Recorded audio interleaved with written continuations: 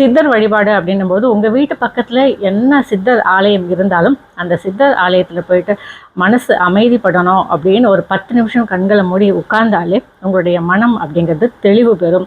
அதற்கு பிறகு நீங்கள் எடுக்கக்கூடிய எந்த ஒரு முடிவாக இருந்தாலும் நல்லபடியாக இருக்கும். அந்த வகையில் சித்தர்கள் அப்படின்னும் போது இன்னும் கூட நம்ம கூட வாழ்ந்துக்கிட்டு தான் இருக்காங்க. ஒரு திவ்ய பொருட்கள் மூலமாக நான் பல தடவை சொல்லியிருக்கேன். அதனால தான் நாம் ஆலயங்களுக்கு போனாலும் சரி, நாம் சித்தர் ஆலயங்களுக்கு போனாலும் சரி, நாம் ஏதாவது ஒரு மங்கள பொருள் வாங்கிட்டு போகணும் அப்படின்னு நான் சொல்கிறது உண்டு.